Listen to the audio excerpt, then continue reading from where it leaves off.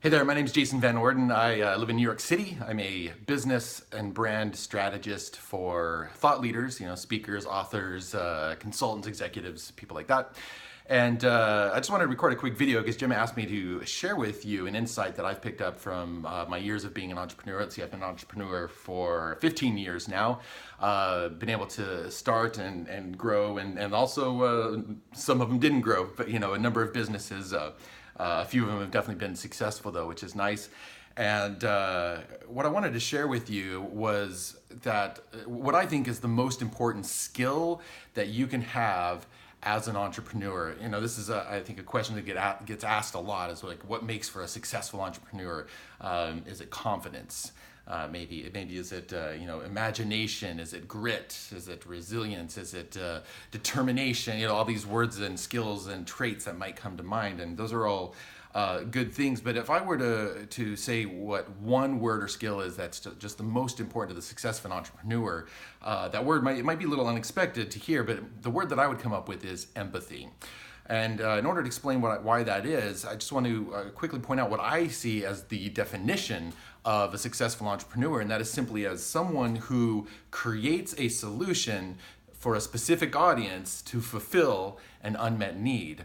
And of course, if you want to create value that others are actively looking for, are going to recognize, be willing to pay for, if you're going to be able to market in such a way to get their attention, to earn their trust, and then to have them do business with you, empathy is going to be the absolute most useful thing that you can use when it comes to product development, marketing, sales, all of it, right? Empathy, very simply, is of course being able to put yourself in the shoes of the people that you are serving, that you're creating value for with your business. And the better that you understand, what's going on up here, and you start from a place of being very customer centric with your development and innovation, that's what's going to be able to ensure your success by staying close to what the market is thinking and wanting. Because ultimately it is what I call, or what copywriters often call, the conversation that's already going on inside of their mind. And if you can connect with that with just the right product and the right place and the right messaging,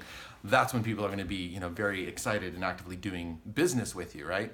And very simply, one of the best ways you can do that is just to have conversations all the time, regularly. Even if you're already, and especially at the beginning, but even if you're successful and have been selling a product for a while, returning and going back to talking to your customers and the people that you are reaching out to and trying to reach and to grow your market share, by having lots of conversations, listening to their stories, kind of reading the tea leaves of what their experience is like and how they define in their own language their needs, wants, desires, challenges, problems. Well, those things, when you take that and you channel it into the development of your product, when you channel it into the messaging of your marketing and your sales process, then you're going to be just a lot more successful at, again, like I said, getting attention, earning trust, and then getting people to buy and do business with you. And ultimately, that's kind of the little journey that you're wanting to take them on, right? And so that's what I wanted to share with you, again, from my 15 years of experience as an entrepreneur.